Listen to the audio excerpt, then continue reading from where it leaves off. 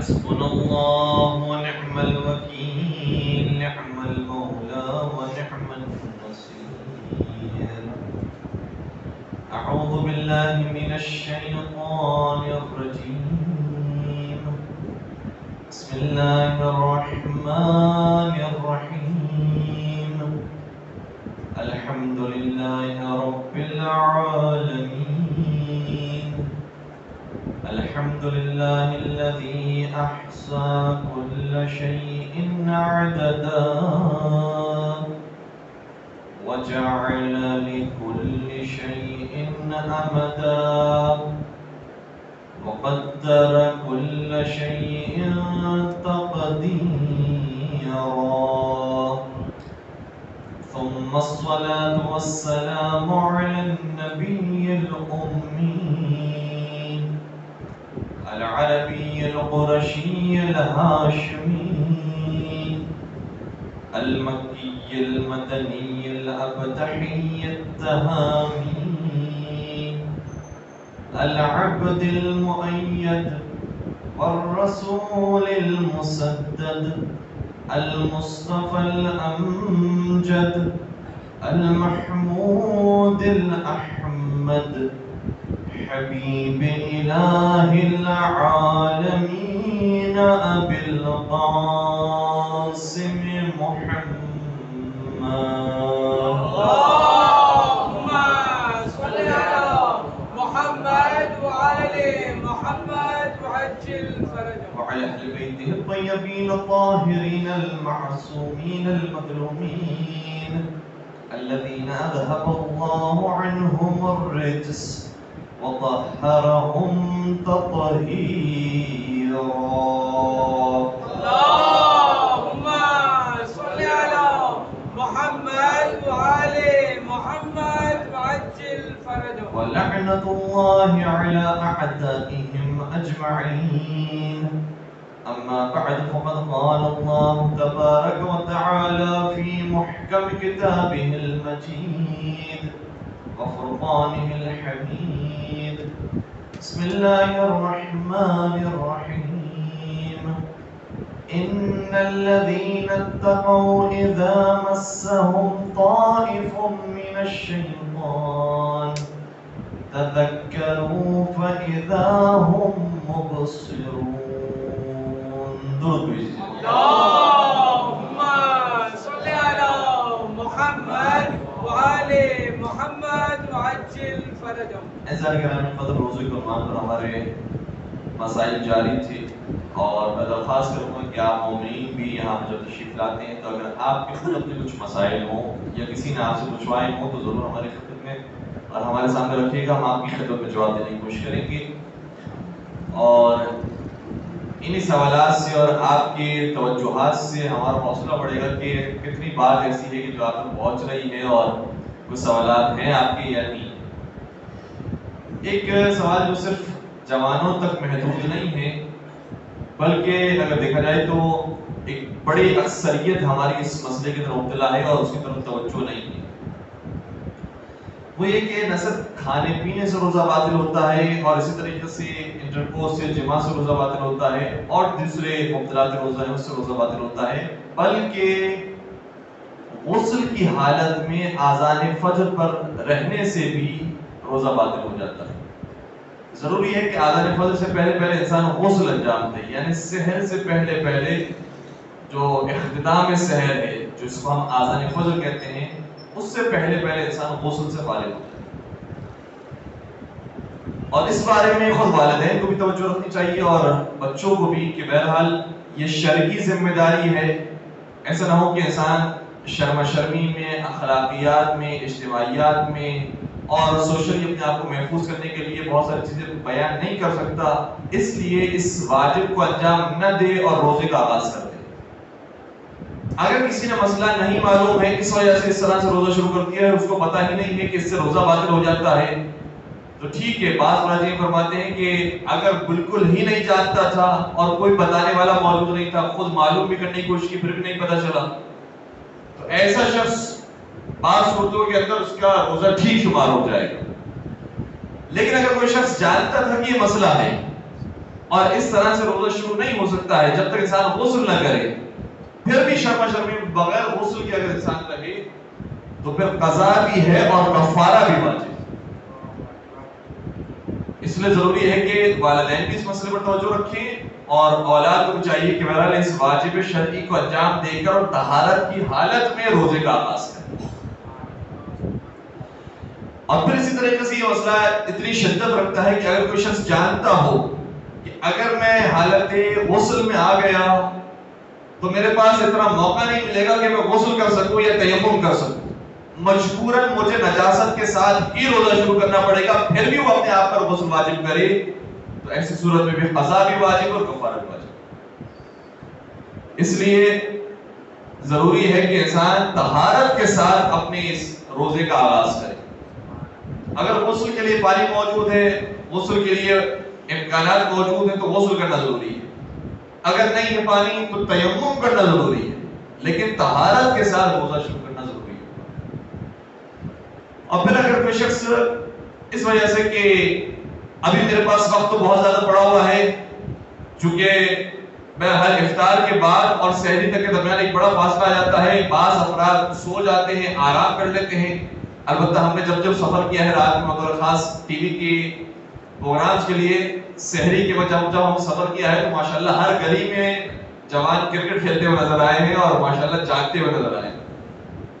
سونے والے کتنے نہیں پتا, لیکن اگر کوئی آرام کر لے اور سو جائے جبکہ اس کے اوپر غسل واجب ہو چکا ہو, تو اگر اس نے یہ نیت کی ہے کہ میں انشاءاللہ اٹھوں گا سحری کے وقت اور اس وقت میں غسل انجام دے دوں گا اور پھر وہ سو جائے, تو پھر مسئلہ یہ ہے کہ اگر کوئی شخص پورے اطمینان اور یقین کے ساتھ کہ الارم میں نے لگایا ہوا ہے, میں غسل کروں گا اور پھر میرے اپنے روزے کا آغاز کروں گا, پورے یقین کے ساتھ تیاری کے ساتھ سویا ہے, پھر اگر ایسا شخص سوتا رہ جائے تو بھی اس کو نہ قضا کرنی ہے نہ کفارہ, کیونکہ اس کا ارادہ یہ تھا کہ میں کام کروں گا لیکن اتفاقاً آگ لگ گئی اور نہیں بیدار ہو سکتا. لیکن اگر اس کے برعکس معاملہ ہو کہ مجھے تو سونے سے مطلب ہے, جس بھی حالت کے اندر روزہ شروع ہو مجھے پرواہ نہیں ہے غسل کی, تو پھر یہ جان بوجھ کر چونکہ مبتلا روزہ کو بے پرواہی کے ساتھ انجام دینے کی کوشش کر رہا ہے اور اسی کے ساتھ روزہ رکھنے شروع کرنا چاہتا ہے, ایسا شخص قضا بھی کرے اور کفارہ بھی. اس لیے مسئلہ پیچیدہ ہے اور اہم مسئلہ ہے, بالخصوص ہمارے نوجوانوں کو اس پر توجہ رکھنی چاہیے اور والدین کو بھی اسی طریقے سے توجہ رکھنی چاہیے کہ سحری سے پہلے انسان طہارت کے ساتھ روزے کا آغاز کرے, ورنہ اس کا روزہ باطل شمار ہو سکتا ہے. درود پڑھ دیجیے گا محمد والے اللہم صلی علی محمد وعلی محمد وعجل فرج. ایک اور مسئلہ جس کی طرف توجہ ذرا کم ہوتی ہے وہ یہ ہے کہ اللہ رسول اور معصومین علیہ السلام میں سے, ائمہ علیہ السلام میں سے کسی کے بھی نام سے ہم کوئی جھوٹی بات منسوب کریں. اچھا یہ تو اگر ہم مسئلہ اس طرح سے بیان کرتے ہیں تو شاید لوگ کہیں گے کہ ہم تو یہ بات بیان ہی نہیں کرتے ہیں, عام طور پر ہم تو ممبر پر آتے ہی نہیں ہیں, نہ ہم کوئی کتاب لکھنے والے ہیں, نہ واعظ و نصیحت کرنے والے ہیں, نہ کوئی ہم قرآن کی آیت سناتے ہیں, نہ حدیث سناتے ہیں, ہمارے لیے مسئلہ اتنا امپورٹنٹ نہیں. لیکن حقیقت یہ ہے کہ کبھی کبھار جو دیندار افراد ہوتے ہیں وہ بہرحال کسی چیز کی اہمیت بتانے کے لیے تاکید پیدا کرنے کے لیے کہتے ہیں کہ یہ کام رسول اللہ نے کہا ہے, یہ کام مولا علی نے فرمایا ہے, یہ امام حسین علیہ السلام نے فرمایا ہے, یہ مولا امام جعفر صادق علیہ السلام نے فرمایا ہے. تو اگر ہم اپنے کام میں اہمیت پیدا کرنے کے لیے, بچوں کی تربیت کے لیے, بچوں کو سکھانے کے لیے, جبکہ ہمیں معلوم نہ ہو کہ پتہ نہیں حدیث ہے بھی یا نہیں ہے, ہم اماموں کے نام کو استعمال کریں تو یہ بھی ایک کہلایا جائے گا کہ ہم نے اماموں سے کچھ جھوٹی بات منسوخ کی اگر امام نے نہیں فرمایا. مثال کے طور پر ہمارے ایک طریقہ رائج ہے, اور مجھے نہیں معلوم کہ کیسے رائج ہوا ہے, شاید ہمارے جہاں سے ایسے اسلام ہماری طرف آیا ہے شاید وہاں کی رسم رہی تھی جو ہمارے یہاں شامل ہو گئی کہ جب ہم نماز سے فارغ ہو جاتے ہیں تو نماز فارغ ہونے کے بعد مصلی کو لپیٹ کر رکھتے ہیں, ایک کنارہ اس کا طے کر دیتے ہیں. اب اگر کوئی طے نہیں کرتا ہے اور ہم کہیں کہ نہیں معصومین اس طرح سے کیا کرتے تھے, رسول اللہ نے طریقہ سکھایا ہے, یہ مولا علی نے طریقہ سکھایا ہے, تو یہ جھوٹی بات ہو جائے گی کہ جو ہم ائمہ صاحب صلی اللہ علیہ وسلم. وہی ہم باقاعدہ حدیثیں سنا رہے ہیں کہ جو شخص یہ کام کرے گا اس کو جنت میں یہ کچھ ملنے والا، کوئی حدیثیں سنا رہے ہیں اپنی بات میں تاکید پیدا کرنے کے لیے کہ یہ امام نے فرمایا ہے کہ مصلی کو اس طرح سے رکھا جاتا ہے، جبکہ امام نے فرمایا ہے، یہ چھوٹی بات منسوخ ہو جائے گی۔ اور اسی طریقے سے ایک سوال ہم نے مراجع سے کیا تھا جو بہت اہمیت کا حامل ہے، اور میں توجہ چاہوں گا اس سوال کے اوپر۔ بسا اوقات ہمارے ممبروں سے ایک دوسرے حوالے سے بات بیان ہو رہی ہوتی ہے، وہ اپنے مقام پر ٹھیک ہے، لیکن اس کو ہر جگہ پر رائج کر دینا، ہر جگہ پر پھیلا دینا، وہ نادرست۔ وہ کیا؟ اہل بیت کے بارے میں، معصومین علیہ السلام کے بارے میں روایات کے ذریعے آیا ہے کہ اولنا محمد و اوسطنا محمد و آخرنا محمد و کلنا، یہ سب کے سب محمد ہے۔ ایک اور مقام پر روایت میں آیا ہے کلنا نور واحد، ہم سب ایک ہی نور سے ہیں، یعنی گویا محمد مصطفیٰ اور علی مرتضیٰ میں ہمارے اعتبار سے فرق نہیں ہے، چاہے نبی حکم دے یا مولا حکم دے، بات ایک، چاہے امام حسن حکم دے چاہے امام حسین حکم دے، ہمارے لیے دونوں حکم قابل احترام ہے، دونوں پر عمل کرنا واجب ہے۔ یہ بات ہمارے ممبر سے سنداز سے بیان کی جاتی ہے، لیکن اس بات کو جب تھوڑا سا ایکسٹینڈ کرتے ہیں لوگ اور حدود سے باہر نکلنے کی کوشش کرتے ہیں، وہ یہ ہے کہ ہم نے کوئی ایک حدیث کا جملہ پڑھا اور دیکھا کہ اس حدیث کو بیان کرنے والے فرض کیجئے کہ چھٹے امام، لیکن جب ہم کسی بڑے مقام پر آئے اور کسی بڑے محفل میں بزرگان موجود ہیں یا بچوں کے درمیان بھی ہم اپنی بات میں تاکید پیدا کرنے کے لیے کہیں کہ جبکہ وہ فرمایا چھٹے امام میں ہیں، ہم کہیں کہ یہ مولا علی نے فرمایا، ہم کہیں یہ پیغمبر اکرم نے فرمایا، جبکہ ہمیں معلوم نہیں پیغمبر نے فرمایا ہے نہیں فرمایا، مولا کے فرمانے ہیں نہیں فرمانے، ہم نے تو صرف امام ساجد کا نام دیکھا تھا وہاں پر۔ لیکن چونکہ لوگ کہیں گے کہ یہ تو چھٹے امام کی حدیث ہے، نہیں معلوم، ویسے ان کی بہت ساری حدیث موجود ہے، کون سی صحیح ہے کون سی صحیح ہے، بعد میں تاکید پیدا کرنے کے لیے ہم کہیں گے یہ نبی اکرم نے فرمایا۔ کیا یہ کہنا جائز ہے؟ مراجع فرماتے نہیں، اس طرح سے بھی کہنا جائز ہے۔ وہ اپنے مقام پر عقیدتی بحث ہے کہ یہ سب ایک ہی نور سے ہیں، لیکن یہ دوسرے مقام پر فقہی اور تاریخی بحث ہے کہ ہر ایک کا زمانہ الگ الگ ہے۔ توجہ رکھیے گا، ہر ایک کا زمانہ الگ الگ ہے، اس لیے ممکن ہے کہ ایک امام نے اپنے زمانے کی شرائط کے اعتبار سے کوئی جملہ کہا ہو اور ہم اس شرائط کو نہیں سمجھتے ہو، ہم اس زمانے کو نہیں سمجھتے ہو، ہم نے کہا کہ یہ سبھی اماموں نے یہ فرمایا، وہ یہ تو حکم شریعت بن جائے گا، جبکہ امام نے خاص موقع کے لیے فرمایا، اس لیے وہ حکم شریعت بھی غلط ہے اور اس طرح سے باقی ائمہ سے نام جوڑنا یہ بھی غلط ہے۔ ایک چھوٹی سی مثال عرض کروں، پھر بات انشاءاللہ زیادہ واضح ہو سکے گی۔ مثال کے طور پر ظاہراً یہ حدیث بھی ہے، چھٹے سرکار حضرت امام جعفر صادق علیہ السلام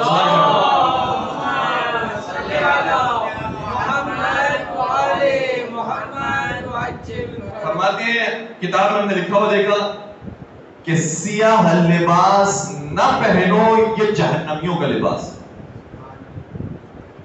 ہے۔ کتاب سیاہ لباس نہ پہنو، جہنمیوں کے لباس۔ اب انسان حیران ہو جائے، یہ مولا امام پر فرما رہے ہیں، کیونکہ ہم کیا سوچ رہے ہیں، ہم کب سیاہ لباس پہنتے ہیں؟ ہم تو عام طور پر جب بھی سیاہ لباس پہنتے ہیں وہ عام طور پر عزاداری کا موقع ہوتا ہے، مجالس کے اندر ماتمداری کے اندر ہم اس وقت سیاہ لباس پہنتے ہیں، اور ہم نے فوراً سے اپنے ذہن کے اندر باتوں کو جوڑ دیا جبکہ اس کا کوئی جوڑ نہیں بنتا تھا۔ امام کسی اور موقع کی مناسبت سے فرما رہے تھے، ہم نے کسی اور موقع پر اسے سمجھ لیا، ہم نے سمجھا کہ گویا ہماری عزاداری کے بارے میں کوئی جملے آ رہے ہیں، جبکہ ساری عزاداری کی رسم و رواج ائمہ اسلام نے ہمیں سکھائی ہے۔ اور ایک مقام پر ہم نے پڑھ لیا کہ چھٹے امام نے فرمایا کہ سیاہ لباس نہ پہنو کیونکہ یہ جہنمیوں کا لباس۔ ہم نے کہا بعد میں تھوڑی اور تاکید پیدا کرتے ہیں کہ نبی اکرم نے فرمایا کہ سیاہ لباس نہ پہنو کیونکہ جہنمیوں کا لباس، جبکہ نبی اکرم کے بارے میں ہمیں معلوم ہی نہیں، کوئی حدیث اس طرح سے نہیں پڑھی۔ اور اسی طرح سے پھر بات آگے بڑھا لیجیے، مولا علی نے فرمایا، امام حسین نے فرمایا۔ اگر ہم اس طرح سے جو چھٹے امام کا جملہ ہے اس کو باقی اماموں سے منسوب کریں تو وہ بھی جائز نہیں، اس کی بھی اجازت نہیں، جبکہ یہ سب کے سب ایک نور سے ہیں۔ کیوں؟ کیونکہ جس نے بات کہی ہے اس نے اپنے حالات کے حساب سے کوئی بات کہی ہے، ہم نے ان حالات کو نقل نہیں کیا، صرف جملے کو پکڑ لیا۔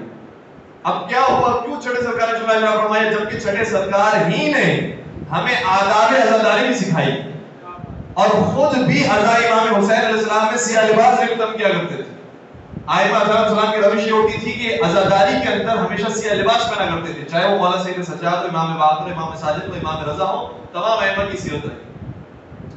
تو کیوں فرمایا کہ پھر سیاہ لباس نہ پہنو، یہ جہنمیوں کے لباس ہے؟ کہ اس وقت کے حالات یہ تھے کہ بنی امیہ کی حکومت جا رہی تھی، بنی عباس کی حکومت آ رہی تھی، بنی عباس نے اہل بیت کا نام لے کر حکومت میں آنے کی کوشش، اور ان کے بعض افراد کا لباس سیاہ ہوتے تھے۔ ابو مسلم خراسانی کا پورا لشکر جو 1,00,000 افراد پر مشتمل تھا، ان کا یونیفارم سیاہ رنگ کا، اور ابو مسلم خراسانی خاص الخاص افراد تھا بنی عباس کا۔ باقاعدہ بار بار آیا چھٹی سرکار کے پاس ملاقات کرنے کے لیے کہ امام کی تائید بھی حاصل کر لیں، اپنے لشکر کو اور اسٹرانگ کرے، اپنی حکومت کو اور اسٹرانگ کرے۔ امام نے کبھی بھی اس کا ساتھ نہیں دیا، اور باقاعدہ اس کے خلاف امام نے جملہ شاہ فرمایا کہ سیاہ لباس نہ پہنو کیونکہ یہ جہنمیوں کا لباس ہے۔ سبحان اللہ سبحان اللہ۔ کتنا زمین و آسمان کا فرق آ گیا۔ وہ دشمن اہل بیت بن کر اور لوگوں کو بیوقوف بنانے کے لیے کہ میں اہل بیت کا ساتھی ہوں اور اہل بیت کے ہم عزادار ہیں، وہ سیاہ لباس سے بھی تب کیے ہوئے ہیں، لیکن حقیقت میں دشمن اہل بیت تھے۔ تو امام گویا یہ کہنا چاہ رہے ہیں کہ دشمن اہل بیت کے لباس سے بھی نہ کرو۔ اگر حقیقت مطلب دیکھا جائے تو یہ ہے کہ دشمنوں کے لباس کو نہ پہنو، لیکن ہم نے صرف اگر ظاہری اس کا لفظ دیکھ لیا اور اگر چھٹے امام نے فرمایا ہے اور چھٹے امام کے بعد باقی اماموں کے ساتھ بھی ہم نے تطبیق کر دیا تو یہی حرام کام ہے اور جھوٹی بات منسوخ کرنا ہے باقی اماموں سے۔ اس لیے چھٹے سرکار نے یقین فرمایا ہے، باقی فرامین کو دیکھیں تو اس کے بعد ہمارے سامنے نتیجہ آ جاتا ہے۔ اس لیے ہم یہ یہاں سے درخواست بھی کر رہے ہیں کہ وہ اعتقادی بحث ہے جس میں ہم یہ کہتے ہیں کہ جو پہلے نے کہہ دیا وہی آخری نے کہہ دیا، وہ آخر نے کہہ دیا وہی درمیانے نے کہہ دیا، اور یہ سب کے سب ایک نور ہے، تو اعتقادی لحاظ سے دیکھا جائے تو واقعی سب کے سب ایک ہی بات کہہ رہے ہیں، لیکن چونکہ ہر ایک کا زمانہ الگ الگ ہے، اس لیے بات سمجھنے کے لیے ہمارے لیے ضروری ہوگا کہ جس نے جو بات کہی ہے ہم اسی کے نام سے وہ بات نہ کریں۔ تو چھٹے سرکار نے فرمایا تھا کہ سیاہ لباس نہ پہنو کیونکہ وہ جہنمیوں کا لباس ہے، اور بالکل یہی ہوا کہ سیاہ لباس کے ذریعے بعض لوگوں نے دھوکہ کھایا اور ان کو حکومت میں آنے دیا، اور سب سے زیادہ ظلم اگر ڈھایا ہے تو پھر بنی عباس والوں نے اہل بیت کرام السلام پر۔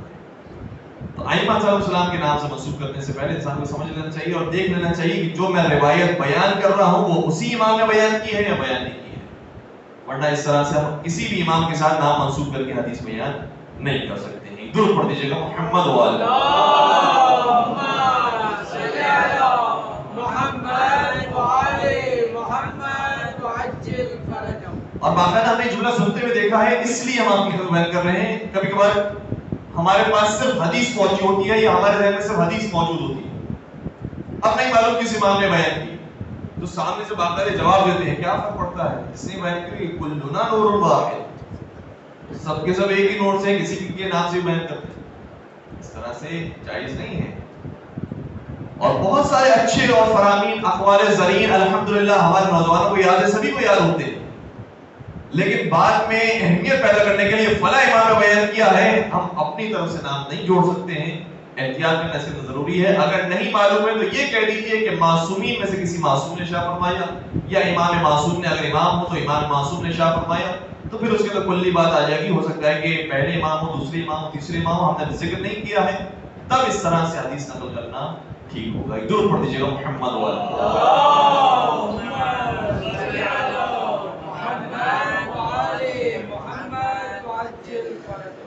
عبادات کے سلسلے میں ہماری گفتگو جاری تھی، اور ہم نے ایسے نکل کی گفتگو میں کوشش کی تھی کہ عبادت اور بندگی کسی شیڈیول چیز کا نام نہیں ہے۔ ہمیں پروردگار نے انسان بنایا ہے، روبوٹ نہیں بنایا۔ روبوٹ ہوتا ہے جس کو ذمہ داری دے دی گئی ہے کہ تمہیں اس ٹائم پر اٹھ کر یہ کام کرنا ہے، یہ اس کے بعد یہ کام کرنا، اس کے بعد یہ کام کرنا ہے۔ صحیح ہے، انسان کو پلاننگ کرنی چاہیے، ٹائم ٹیبل رکھنا چاہیے، شیڈیول بنانا چاہیے، لیکن روبوٹ انسان کو نہیں بنائے۔ کیا فرق ہے روبوٹ میں اور انسان میں؟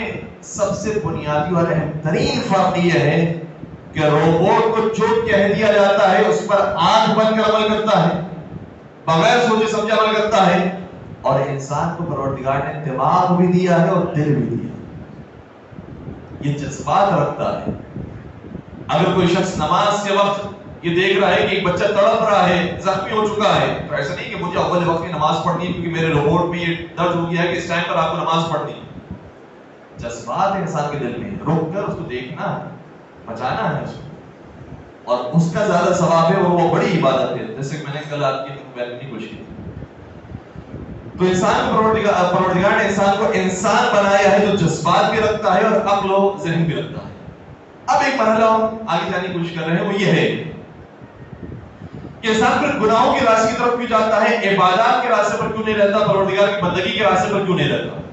بہت واضح سی بات ہے، وہ یہ ہے کہ خدا نے انسان کے اندر نفس رکھا ہے جو اس کو برائیوں کی طرف لے کے جاتا ہے۔ خدا نے انسان کے اندر ضمیر رکھا ہے جو اس کو بار بار بیدار کرنے کی کوشش کرتا ہے۔ یہ دونوں چیزیں انسان کے اندر موجود ہیں۔ جو نفس ہے وہ بار بار جب برائی کی طرف لے کر جاتا ہے تو یہاں پر جو جنگ چھڑتی ہے، اس میں جو جیت جاتا ہے ویسا ہی انسان بن جاتا ہے۔ کبھی نفس پرست انسان بنتا ہے اور کبھی صحیح الفطرت انسان بنتا ہے۔ کبھی کبھار لوگ یہ سوال کرتے ہیں کہ ہم گناہ سے کیوں بچیں؟ گناہ سے بچنا بڑا مشکل ہے، اور واقعی نفس کے ساتھ جنگ کرنا بہت آسان نہیں ہوتا۔ جوانی کے گناہ اور ہوتے ہیں، بڑھاپے میں جانے کے بعد گناہ کی کیفیت بدل جاتی ہے، بچپن میں نوجوانی میں گناہ کی کیفیت اور ہوتی ہے، لیکن یہ جنگ مسلسل جاری رہتی ہے۔ ہم کیا کریں کہ گناہ سے محفوظ رہ سکیں؟ قرآن نے بڑا خوبصورت اصول دیا ہے اور ارشاد ہوتا ہے، اور دو مقامات پر یہ آیت موجود ہے۔ ارشاد ہوتا ہے بسم اللہ الرحمن الرحیم، ان احسنتم احسنتم لانفسکم وان اسأتم فلہا۔ فرمایا اگر اس اصول کو انسان جان لے کہ اگر تم نیک بندے بنو گے تو اس میں تمہارا ہی فائدہ ہے، اور اگر خدا نخواستہ گناہوں کی طرف جاؤ گے اور برائیوں کے راستے کو اختیار کرو گے تو اس میں اللہ کا کوئی نقصان نہیں ہے، تمہارا ہی نقصان ہے، تو پھر خود بخود انسان سے راستے پر آ جائے گا۔ یہ بالکل ویسے ہی ہے کہ جیسے ماں باپ اپنے بچوں کو سکھاتے ہیں، بیٹا بہت پڑھو، خوب پڑھو، اچھے طریقے سے پڑھو، تمہیں آگے بڑھنا ہے، بڑا بننا ہے، اور بچہ یہ نہیں سمجھے بات، نہیں مجھے کھیل کود میں جانا ہے، مجھے یہ کرنا ہے، مجھے وہ کرنا ہے، انٹرٹینمنٹ اور یہ ساری چیزیں۔ تو ماں باپ یہی کہتے ہیں بیٹا اگر تم پڑھو گے تو اپنا فائدہ کرو گے، نہیں پڑھو گے وقت ضائع کرو گے ٹی وی پر انٹرنیٹ پر تو اپنا ہی نقصان کرو گے۔ اس چیز کو، اس فارمولے کو اگر انسان سمجھ جائے تو زندگی گزارنا بہت آسان ہو جائے۔ اگر میں خدا کے راستے پر ہوں، عبادت کے راستے پر ہوں، اعمال اچھے انجام دے رہا ہوں، نیک کام کر رہا ہوں، تو یہ راستہ وہ ہے جو خدا کو کوئی فائدہ نہیں دے رہا، یہ میری زندگی سنوار رہا، مجھے فائدہ دے۔ پروردگار نے 8 مقامات پر قرآن کریم میں ہم نے اس بات کو سرچ کیا، اور آج فائدہ یہی ہے، آج ٹیکنالوجی کا زمانہ ہے، تو ٹیکنالوجی کو انسان اگر غلط کاموں میں استعمال کرے تو بہت غلط راستے کی طرف جا سکتا ہے۔ کسی نے ہم سے سوال کیا کہ پرانے زمانے میں اتنے گناہ نہیں ہوتے تھے، آج گناہ کیوں ہوتے اتنے؟ بہت آسان سا جواب ہے، پرانے زمانے میں گناہ اتنے آسان نہیں تھے، آج آسان ہو گئے، اور صرف گناہ آسان نہیں ہوئے، ہر چیز آسان ہو گئی۔ پرانے زمانے میں قرآن میں اتنی زیادہ چیزیں سرچ کرنا اور تحقیق کرنا یہ بھی مشکل تھا، آج وہ بھی آسان ہو گیا۔ تو صرف گناہ کے بارے میں سوال نہیں ہے کہ گناہ کرنا آج کے زمانے میں کیوں اتنے سارے لوگ گناہ کر لیتے ہیں، گناہ اس لیے کر رہے کہ آسان ہو گیا۔ آج کے زمانے میں اسی طریقے سے قرآن پڑھنا بھی آسان ہو گیا، مختلف قاریوں کی آواز سن کر انسان کو سننا اور سیکھنا یہ بھی آسان ہو گیا ہے، ہر چیز میں آسانی ہوئی ہے۔ اگر برائیوں میں دیکھ رہا ہے کوئی شخص تو اچھائیوں میں بھی آسانیاں ہوئی۔ تو قرآن سرچ کر کے آپ آسانی سے ان سارے باتوں کو جو ہم بیان کرنے جا رہے ہیں وہ آپ خود نکال کر خود اپنی آنکھوں سے دیکھ سکتے ہیں، اور خود اگر دیکھیں گے تو اس کی لذت اور ہوتی ہے۔ قرآن کریم میں ان 2 الفاظ کو سرچ کیجئے گا، اللہ یحب، اللہ پسند کرتا ہے، اللہ محبت کرتا ہے۔ تو دیکھیے گا کہ اللہ کن کن سے محبت کرتا ہے، قرآن میں کہاں کا کس کس کا نام آیا، اور یہ ذہن نشین رکھیے گا کہ قرآن کریم اللہ کا کلام ہے، اس کے اندر ایک ایک لفظ ایسا ہے کہ جیسے ہار میں موتیوں کو جوڑا جاتا ہے ویسے جوڑا۔ ایسا نہیں ہے کہ جب آتا گیا زبان پر تو یہ کہتے کہ لم یکن نعوذ باللہ، ایک ایک لفظ ایسا ہے جو بہت کیلکولیٹڈ آیا ہے۔ جنہوں نے اس بارے میں تحقیق کی، انہوں نے لکھا ہے کہ مہینے کا لفظ یعنی شہر کا لفظ پورے قرآن میں 12 مرتبہ آیا، کیونکہ مہینے 12 ہوتے ہیں۔ کہ جتنی مرتبہ دنیا کا لفظ آیا ہے قرآن میں، اتنی مرتبہ آخرت کا لفظ بھی آیا ہے۔ ظاہراً 145 مرتبہ دنیا کا لفظ بھی ہے، آخرت کا لفظ بھی۔ اسی طرح سے کچھ اور کیلکولیشن جب نکالی گئی تو حیران ہو گیا کہ قرآن کریم میں اتنی کیلکولیشن کے ساتھ الفاظ آئے۔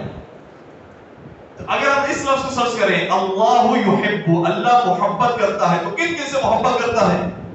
8 افراد کی فہرست ہمارے سامنے آ جاتی ہے۔ اللہ ان سے محبت کرتا ہے، اور دیکھیے گا جن جن سے خدا محبت کرتا ہے اس میں خدا کا کوئی فائدہ نہیں ہو رہا، یہ جو شخص بنا ہوا ہے اس کا خود کا فائدہ۔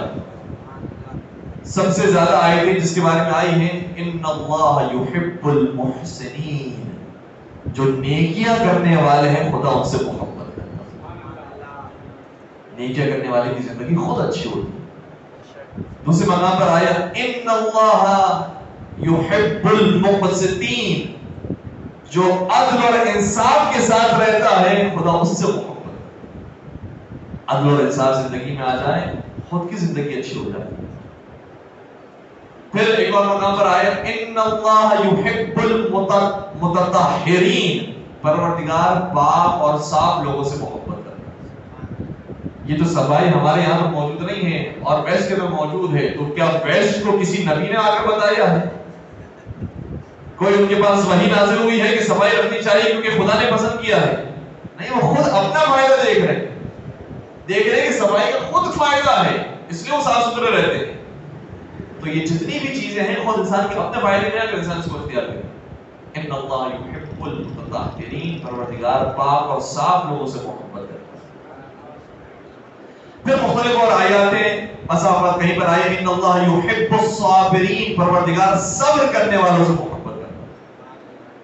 صبر ایک بہت قیمتی چیز ہے۔ ظاہر مولا متقیان امیر المؤمنین حضرت علی بن ابی طالب صلی اللہ علیہ وسلم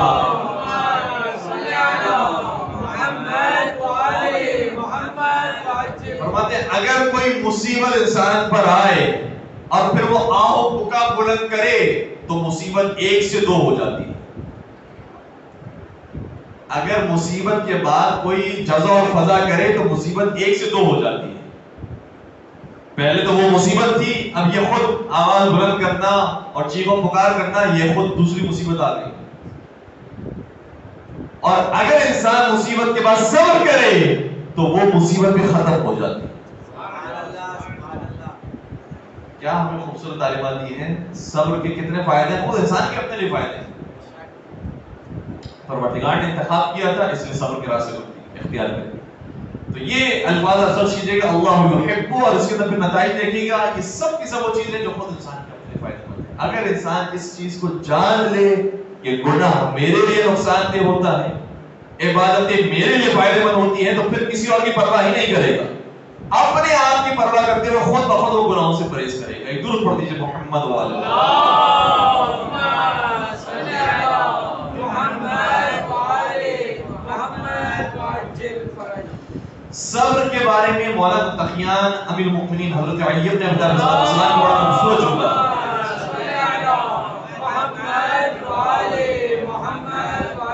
فرماتے ہیں کہ میں نے جتنا صبر کیا ہے اتنا کسی نے نہیں کیا، اور پھر اس کی وضاحت کے لیے ایک تفصیل سے روایت موجود ہے، ورنہ بعض روایتوں کے اندر سے اشارے ہیں کہ مولا متقیان سید الصابرین ہیں، مولا متقیان اول مظلوم ہے، سب سے پہلے مظلوم مولا علی ہیں، لیکن ایک روایت میں پوری تفصیل موجود ہے کیسے مولا متقیان نے سب سے زیادہ صبر کیا ہے۔ کیا جب میرا بچپنا تھا اور ابھی بعثت نبی اکرم نہیں ہوئی تھی، اسلام کا اعلان نہیں ہوا تھا، اس سے پہلے تک جو میرے بھائی تھے اگر انہیں کوئی چیز کھلانا ہوتی تھی تو میرے منہ میں پہلے ڈالی جاتی تاکہ اس کو دیکھ کر وہ کھانے لگے، اور اگر وہ مریض ہو جاتے تھے تو دوائی دوسروں کو پلانی ہوتی تھی لیکن مجھے پلائی جاتی تھی، اور میں اس کو صبر کرتا تھا۔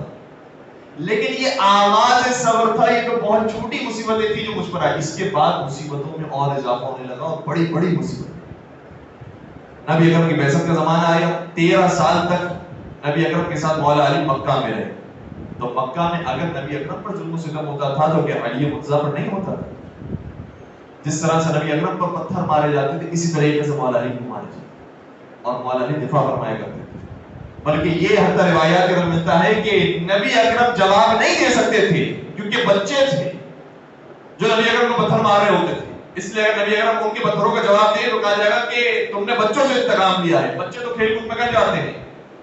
اس لیے مولا علی ہوتے تھے ایک طرف تنہا علی اور دوسری طرف مکے کے سارے بچے، اور اس طرح سے نبی اکرم کی خاطر مولا علی نے پتھر برداشت کیا. البتہ روایات اور بھی ہیں، بات اور آگے بڑھو.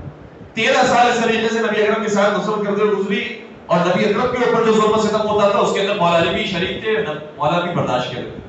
یہاں تک کہ مدینے کی طرف ہجرت کی، اور جب مدینے کی طرف ہجرت کی تو جنگوں پر جنگی شروع ہوئی، اور ہر جنگ میں مجھے سب سے آگے بھیجا جاتا، میں سب سے آگے ہوتا، سب اول کے اندر ہوتا. سب سے زیادہ زخم کون کھاتا؟ جو سب اول میں ہوتا. فرمایا 80 جنگیں میں نے مدینہ میں کی تھی، 80 جنگوں میں شرکت کی. اگر کوئی ایک جنگ میں بھی شرکت کر لے تو بہت سارے زخم ایسے ملتے ہیں کہ زندگی کے لیے کافی ہوتے ہیں. 80 جنگوں میں شرکت کی تھی. اور یہ بھی روایات کے اندر ہے. کبھی کبھار ہم یہ تصور کرتے ہیں کہ جیسے کوئی فرشتے کی مخلوق ہے لہذا ان کو کوئی نہ زخم لگے گا، نہ خون نکلے گا، نہ کچھ ہوگا. اگر ہم یہ تصور بنا لیں اور یہ عقیدہ بنا لیں تو پھر کربلا کے مسائل کا آپ کیا کریں گے؟ کربلا میں جو امام علی مقام کو تکلیف ہوئی ہے واقعی تکلیف ہے، گردن کا کٹنا واقعی تکلیف ہے، تیروں کا لگنا واقعی تکلیف ہے. اور اس کانسیپٹ کو قرآن کریم نے بھی بات قرار دیا ہے کہ تم انبیاء کے بارے میں سمجھتے ہو کہ یہ فرشتوں کی طرح آئیں گے. فرشتوں کی طرح نہیں، بشری صورت میں آئیں گے، تاکہ تم یہ اعتراض نہ کرو کہ یہ تو فرشتہ ہے اس لیے یہ تو سارے کام کر سکتا ہے. اگر ہمارے طرح کا انسان ہوتا تو نہیں کر سکتا. ہم نے تمہارے اعتراض کو باطل کرنے کے لیے انہیں انسانی صورت میں بھیجا ہے، ورنہ ان کی حقیقت میں تو جو خلقت ہے وہ نورانی خلقت ہے. تو انہیں بھوک بھی لگتی ہے، لہٰذا یہ 3 دن کے بھوکے پیاسے ہوں اور پھر بھی کھانا کھلائیں تو ان کے لیے فضیلت ہے. اس طرح سے عام انسان کو بھوک لگتی ہے، نہیں بھوک لگتی ہے، لیکن یہ بھوک کو برداشت کرتے ہیں. تو مولا بتخیہ نے 80 جنگوں میں شرکت کی ہے اور زخم سہے، اور شاید بدن کا کوئی حصہ نہیں تھا جس پر زخم موجود نہ ہو. اتنے زخم میرے مولا نے برداشت کی ہے. لیکن فرماتے ہیں یہ ساری مصیبتیں چھوٹی مصیبتیں تھیں. فجاءت الطامۃ الکبریٰ، اس کے بعد تو بڑی عظیم مصیبت. جب نبی اکرم اس دنیا سے چلے گئے اس کے بعد اصل مصیبت آئی کہ نہ صرف یہ کہ میری گردن میں رسی باندھی گئی اور گھسیٹا گیا، بلکہ زہرہ مرضیہ کو تمانچے لگائے، انہیں تعزیہ میں لگائے گئے، انہیں در و دیوار کے درمیان پیس دیا گیا اور میرے حق کو غصب کیا گیا. اور پھر آگے اب میں آپ کی خدمت میں ایک مسائل کی جملہ نہیں کر رہا، اس نقطے تک لے کر آنا چاہتا تھا کہ صبر کیسا تھا میرے مولا کا. سارا صبر کرنے کے بعد، سارے مسائل برداشت کرنے کے بعد میرے مولا شاہ فرماتے ہیں کہ وَلَمْ أَرَى بِحَمْدِ اللَّهِ إِلَّا خَيْرًا، لیکن اے پروردگار میں نے ان سارے مسائل میں خیر کے علاوہ کچھ نہیں دیکھا. اے پروردگار تیری حمد اس بات پر کہ میں نے تمام مسائل میں خیر کے علاوہ کچھ نہیں دیکھا. کہاں ہیں دنیا کے صابرین جو اس بات پر اتراتے ہیں کہ ہم بڑا صبر کر رہے ہیں، بڑی مشکلات ہیں پھر بھی صبر کر رہے ہیں. صبر یہ ہوتا ہے انسان اس کے باوجود ہی کہ پروردگار تیری جانب سے میں نے خیر کے علاوہ کچھ نہیں دیکھا. اور یہ ائمہ صلی اللہ علیہ وسلم کی دعا کے بھی جملہ ہے. شہزادی کون ہے؟ حضرت فاطمہ زہرا السلام علیہا کی دعاؤں کے بھی جملہ ہے. فرماتی ہیں کہ 2 انداز سے جملہ معصومین سے اب تک پہنچا ہے. ایک مقام پر شاہ فرمایا کہ اللہم لا تجعل مصیبتی فی دینی. دوسرے مقام پر ظاہراً شہزادی کا جملہ یہ ہے کہ الحمدللہ الذی لا تجعل مصیبتی فی دینی.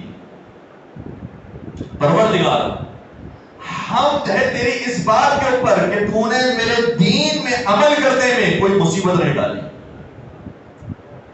جتنی مصیبتیں ہیں دنیاوی پریشانی آ گئی، مال و دولت کی، حکومت کی، اور حتیٰ عزت آبرو پر بات آ گئی، ساری دنیاوی چیز ہیں، لیکن تیری بندگی میں میرے اوپر کوئی مصیبت نہیں. میری بندگی کا سفر ہمیشہ جاری رہا.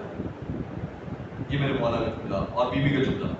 اور پھر سمجھ میں آتا ہے کہ جب علی اور زہرا جیسے ماں باپ ہوں تو پھر بیٹی زینب کبریٰ جیسی بنتی ہے، جو پھر دربار میں یہ کہیں کہ ما رأیت الا جمیلا. جب اس شقی نے کہا تھا کہ ساری مصیبتیں آئی ہیں خدا کی طرف سے، تو بی بی نے جواب دیا خدا کی طرف سے ہم نے خیر کے علاوہ اور کچھ نہیں دیکھا. وہاں سے ہمیشہ حسن و جمال آتا ہے، وہاں سے کوئی مصیبت اور کوئی تکلیف نہیں آتی. مصیبتیں تمہاری قائم کرتا ہے، ورنہ پروردگار نے تو وہاں سے خیر ہی خیر نازل کیا. بس عزیزوں، جس طرح سے انسان اگر یہ سمجھ جائے کہ میری زندگی کے اندر اگر میں خیر کر رہا ہوں، نیک عمل کر رہا ہوں تو مجھے فائدہ، اگر میں کوئی غلط کام کر رہا ہوں تو مجھے نقصان ہے، تو زندگی گاڑی چلانا بہت آسان ہے. اگر میں نے اپنی آنکھیں غلط چیز کے اندر استعمال کیا تو یہ آنکھیں مجھے نقصان پہنچائیں گی.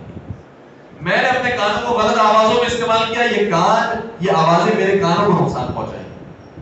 اگر میں نے اپنے قدم سے کہیں اور سفر طے کیا تو یہ قدم مجھے نقصان پہنچائے. میں نے اپنے ہاتھوں سے معصیت پروردگار کی، یہ خود میرے لیے نقصان دے، تو خود بخود انسانی معصیت اس انسان میں ڈوب جائے. اور اللہ پروردگار کا اور پروردگار کے ولی کے دروازہ اتنا کھلا ہوا ہے، اتنا لوگوں کے لیے انہوں نے دروازہ اور وسعت رکھی ہے کہ جس میں اگر کوئی گنہگار بھی آ جائے اور صحیح معنوں میں توبہ کر لے تو انہیں بھی پروردگار قبول فرما لیتا ہے. شیخ بائی علیہ الرحمہ کا نام یقیناً آپ نے سنا ہوگا، اور شیخ بائی بہت بڑے ہمارے عالم دین ہیں، بہت سارے ان کے کارنامے ہیں، اور کچھ ایسے کارنامے انہوں نے انجام دیے ہیں کہ جو لوگوں کی دنیا کو اچھا بنانے کے سبب بنے، اس لیے زیادہ لوگوں نے انہیں یاد رکھا. انہوں نے ایک ایسا غسل خانہ بنایا تھا اس زمانے کے اندر کہ جس غسل خانے میں پانی گرم آتا تھا، غسل خانہ جبکہ بہت وسیع عریض تھا، اور اس سارے غسل خانوں کو گرم کرنے کے لیے کچھ زیادہ آگ کی ضرورت نہیں ہوتی تھی، صرف ایک شمع کی ضرورت ہوتی تھی. ایک شمع کے ذریعے وہ کتنا بڑا غسل خانہ گرم رہتا تھا. اور اس طریقے سے شیخ بھائی نے پل بنایا اور دیگر اور آرکیٹیکچر کام کیے ہیں. خود کہا جاتا ہے کہ حرم امیر المومنین کا جو پہلا نقشہ تھا وہ شیخ بھائی نے تیار کیا تھا، اور اس طرح سے تیار کیا تھا کہ اگر حرم امیر المومنین میں ہم زری کے پاس کھڑے ہو جائیں اور سورج نکلے تو سورج کی پہلی کرن زری مبارک میں داخل ہوتی تھی، اور آخری موقع پہ جب سورج غروب ہونے والا ہو تو سورج کی آخری کرنیں بھی مولا علی کی قبر میں داخل ہوتی تھی اور پھر سورج غروب ہوتا تھا. ایسا نقشہ انہوں نے حرم کا ڈیزائن کیا. تو بڑے انہوں نے کارنامے انجام دیے تھے. انہیں حکم دیا گیا اور انہوں نے طے کیا کہ میں حرم میں مولا رضا علیہ السلام کو تعمیر کرواؤں گا، اور انہیں یہ کام سپرد کر دیا گیا. تعمیر کا کام شروع ہوا. بہت سارے مزدور تھے جو کام کر رہے تھے. شیخ بھائی جو کہ بہت مصروف آدمی تھے اور بہت بڑی شخصیت تھے، لہٰذا وہ مختلف جگہوں پر سفر کیا کرتے تھے. آخری کام رہ گیا تھا کہ اس حرم کا دروازہ کیسے بنایا جائے گا، اس دروازے کا ڈیزائن کیسے ہوگا. تو شیخ بھائی نے کہا تھا کہ جب میں ایک سفر سے لوٹ کر آ جاؤں تو پھر میرے حکم کے مطابق جو میں ڈیزائن بتاؤں گا اس طریقے سے دروازہ تعمیر ہونا چاہیے. لوگوں نے کہا ٹھیک ہے. باقی جتنے کام تھے ان سب کو فائنلائز کیا گیا اور ان کا انتظار کیا گیا. لیکن عجیب بات یہ ہوئی کہ جب شیخ بھائی مشہد لوٹے تو انہوں نے دیکھا کہ حرم میں مولا رضا کا دروازہ بن چکا. بڑے جلال میں آ گئے. میری اجازت کے بغیر کس نے دروازہ بنایا؟ میں نے کہا تھا کہ میں سفر سے لوٹ کر آ جاؤں پھر دروازہ بنایا جائے اور میری نظروں کے سامنے بنایا جائے. یہ دروازہ کس نے بغیر اجازت بنایا؟ پوچھا گیا مزدوروں سے. مزدوروں نے کہا کہ فلاں نے ہمیں حکم دیا تھا. ان کے پاس گیا. جب ان کے پاس انہوں نے کہا کہ ہمارے اوپر سے آرڈر آیا تھا. اب ان تک پہنچے. جو آخری اتھارٹی تھی ان کے پاس جب پہنچے کہا کہ آپ کو کس نے پرمیشن دی کہ اس طریقے سے حرم کا دروازہ بنا دیں؟ کہا کہ اگر آپ معاف کر دیں تو ہم آپ کو بتا نہیں سکتے. کیا مطلب بتا نہیں سکتے؟ میں اس کا مالک تھا، میں اس کا ٹھیکیدار تھا، مجھے بتانا تھا کس طریقے سے مجھے ڈیزائن کرنا ہے. کس نے میری اجازت کے بغیر بنایا؟ اس کو توڑوایا جائے. میں اس کو الگ انداز سے بنانا چاہتا ہوں. کیا اگر آپ اتنا ہی اصرار کرتے ہیں تو پھر ہم بتا دیتے ہیں کہ کس کا حکم آیا تھا کہ جس کی وجہ سے ہم نے یہ روزہ اور اس طریقے سے ہم نے یہ دروازہ بنایا. کس کا حکم؟ کب متعدد راتوں میں خود مولا رضا علیہ السلام ہمارے خواب میں آئے.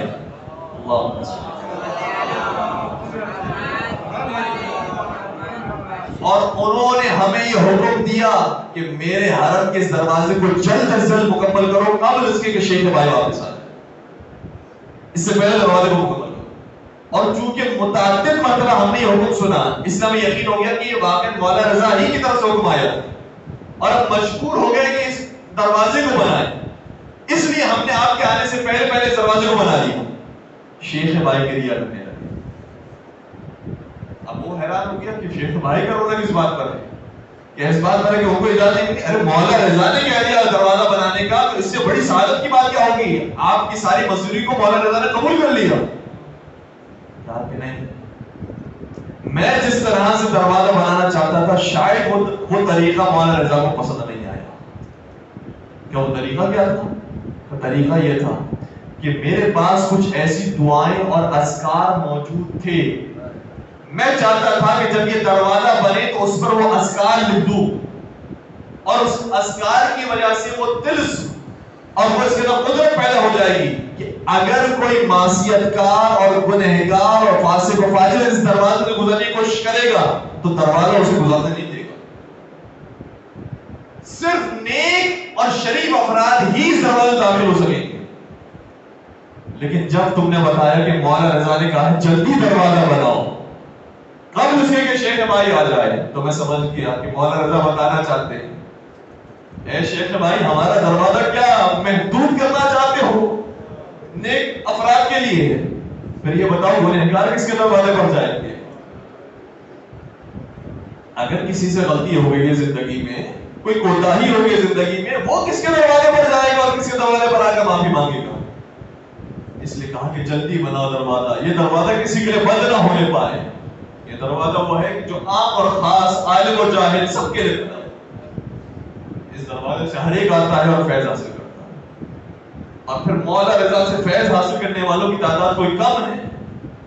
مومن تو مومن جو غیر مومن ہے، بلکہ میں کہوں گا کہ جو غیر مسلم ہے، کافر اور یہودی اور عیسائیوں کے واقعات اتنے زیادہ ہے کہ مولا رضا سے عقیدت رکھی ان کی اپنے مشکلات ہوں۔ جس میں سے ایک واقعے کی طرف اشارہ کروں کہ عیسائی شخص یہ کہتا ہے کہ میں اس حرم کی مزدوری کے اندر شریک تھا، مجھے بلایا گیا تھا ایک خاص مقصد کے لیے کہ میں کام انجام دوں، اور میں کبھی زیارت پر جاتا نہیں تھا، یہاں تک کہ میری زوجہ نے مجھے فون کر کے کہا کہ تمہارے بیٹے کی حالت بہت خراب ہے، کچھ کرو اس کے لیے۔ کہا کہ میں یہاں بیٹھ کر کیا کر سکتا ہوں؟ کہ حالت اتنی خراب ہے کہ وہ مرنے کے قریب ہے، تم یاد رکھو اگر تم دیر سے پہنچے تم اس کی لاش دیکھو گے۔ کہ میرے ذہن میں تو اور کوئی نہیں آیا سوائے یہ کہ میں اسی روزے کے اندر چلا جاؤں اور کہوں کہ اے امام رضا، اے شیعوں کے امام، اگر آپ میری بھی مدد کر سکتے ہیں تو میری مدد کر دیجیے۔ کہتے ہیں میں نے یہی کام کیا اور بہت گریہ آیا مجھے، حرم کا ماحول ہی ایسا ہے کہ انسان رونے لگتا ہے، بہت گریہ آیا، بڑا قرب پیدا ہوا، بڑا رابطہ پیدا ہوا۔ جب میں باہر آیا تو دوبارہ سے میری زوجہ نے فون کیا اور کہا کہ تم نے کون سے ڈاکٹر کا انتظام کیا تھا؟ ارے وہ ڈاکٹر آیا، صرف میرے بیٹے کے اوپر ہاتھ پھیرا ہے، اسے شفا مل گیا۔ یہ شخص رونے لگا اور روتے روتے سوال کرتا ہے میں نے تو کوئی ڈاکٹر نہیں بھیجا، میں تو امام رضا کے حجرے پر گیا تھا، میں نے تو کسی ڈاکٹر کا انتظام نہیں کیا۔ کہا کیوں نہیں؟ تھوڑی ہی دیر گزری نہیں تھی تمہارا فون میں نے رکھا تو دروازے پر بیل بجی اور میں نے دروازہ کھولا تو اس نے کہا کہ میں ڈاکٹر رضا ہوں، میں ڈاکٹر رضا ہوں، تمہارے شوہر نے مجھے بھیجا ہے۔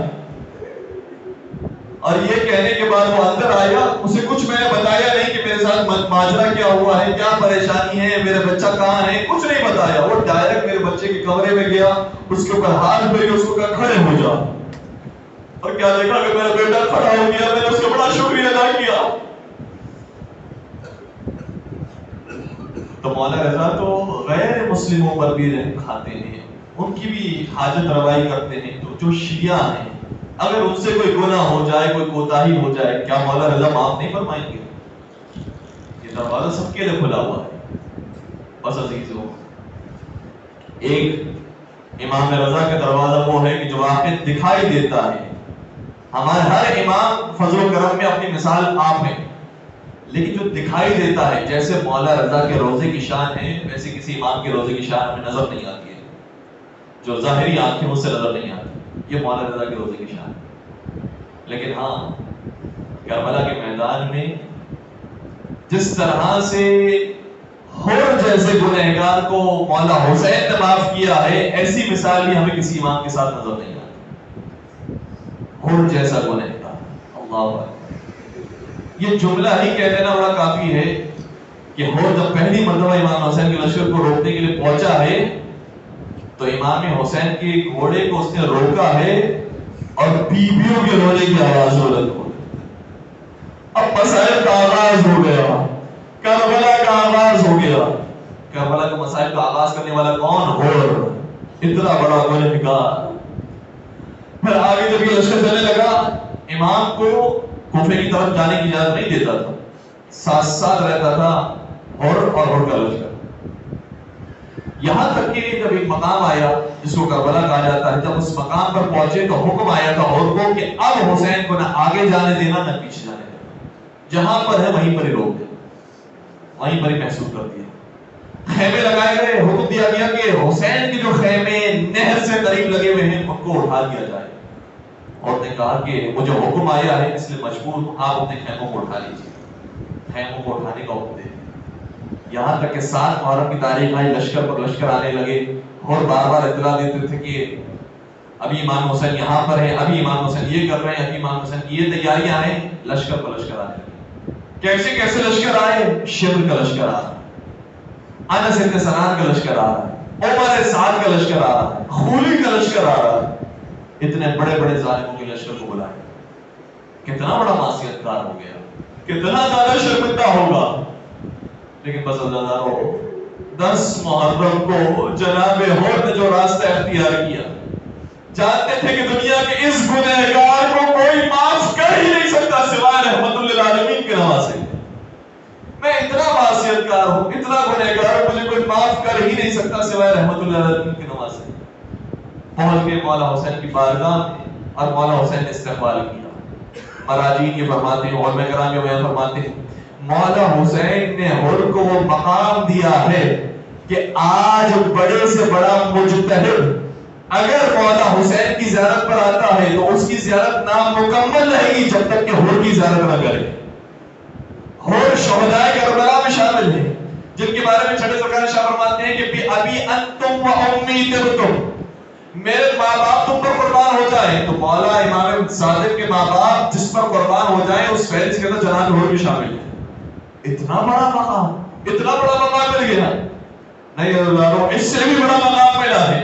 وہ کیا مقام تھا؟ جب جناب حور تشریف لائے اور پھر مولا حسین نے جانے کی اجازت دی، جناب حور چلے گئے، بہترین جہاد کیا۔ جب شہید ہونے والے تھے اس وقت میرے مولا نے بشارت دی، اے حور، جب تم حوض کوثر پہنچو گے، میرے نانا سے تم جام کوثر پیو گے، جنت میں داخل ہوگے، تو تم میرے آگے آگے پہنچو گے۔ میں بعد میں آؤں گا، تم پہلے پہنچ جاؤ گے۔ یہ اتنے کریم لوگوں کا گھرانہ ہے، جب عطا کرتے ہیں اور معاف کرتے ہیں تو گنہگاروں کو ایسے معاف کرتے ہیں کہ گنہگاروں کے دل شاد ہو جاتے ہیں۔ پروردگارا، ماہ مبارک رمضان کی ساعتیں ہم تیرے سفرے پر موجود ہیں اور یہ درخواست کرنے کے لیے آئے ہیں کہ پروردگار ہم بہت زیادہ گنہگار معصیت کار ہیں، کوشش کرتے ہیں کہ تیرے راستے پر عمل کر سکیں۔ پروردگار ہماری خطاؤں کو اپنی بارگاہ سے اور اپنے رحمت کی طفیل دور فرما۔ پروردگار ہمارے گناہ کبیرہ صغیرہ کی مغفرت فرما۔ پروردگار نیکی اور بندگی کے راستے پر چلنے کی توفیق عطا فرما۔ جناب حور علیہ السلام کی طرح ہمیں بھی سچی توبہ کرنے کی توفیق نصیب فرما۔ پروردگارہ ہمارے بھی وقت کے امام کو ہمارے اعمال سے راضی و خوشنود فرما۔ پروردگارہ ہم سب کو کربلا معلیٰ کی زیارت نصیب فرما، جاردہ معصومین کی زیارت سے مشرف فرما، اجر و عمرے کی سعادت نصیب فرما۔ پالنے والے جہاں جہاں شیعان حیدر کرارہ والوں تمام کی جان مال عزت و عمر کی حفاظت فرما۔ پالنے والے امت اسلامیہ کو اتحاد عطا فرما، ملک پاکستان کو استحکام نصیب فرما۔ حاضرین مجلس کی جائے شرعی حاجات کو پورا فرما، بانیان مجلس کی نیک توفیقات میں اضافہ فرما۔ بے اولاد مومن کو اولاد صالحہ نصیب فرما، صاحبان اولاد کو اپنی اولاد کی اچھی تربیت کرنے کی توفیق نصیب فرما، جو بے روزگار مومنین ہیں انہیں رزق حلال عطا فرما، جو رزق حلال کما ان کے رزق میں برکت وسعت و کثرت نصیب فرما۔ پروردگارہ تمام مظالم سے انتقام کے لیے اپنے آخری حجت و ہادی امام عصر و زمان کے ظہور میں تعجیل فرما، ہم کے عاشقین محبین سچے چاہنے والے ماننے والے میں شمار فرما۔ ایک سورہ فاتحہ کی درخواست ہے خانوادہ آغا حسن عباس حاضرین کے بروی معلومات اور کل مومن و مومنات کے لیے رحم اللہ من قرأ الفاتحہ۔ بسم اللہ الرحمن الرحیم الحمد للہ رب العالمین الرحمن الرحیم مالک یوم الدین ایاک نعبد و ایاک نستعین اهدنا الصراط المستقیم صراط الذین انعمت علیہم غير المغضوب عليهم ولا الضالين بسم الله الرحمن الرحيم قل هو الله أحد الله الصمد لم يلد ولم يولد ولم يكن له كفوا أحد بسم الله الرحمن الرحيم قل هو الله أحد الله الصمد لم يلد ولم يولد ولم يكن له كفوا أحد بسم الله الرحمن الرحيم قل هو الله أحد الله الصمد لم يلد ولم يولد ولم يكن له كفوا أحد اللهم اغفر للمؤمنين والمؤمنات والمسلمين والمسلمات الأحياء منهم والأموات تابع بيننا وبينهم بالخيرات إنك مجيب الدعوات إنك على كل شيء قدير برحمتك يا أرحم الراحمين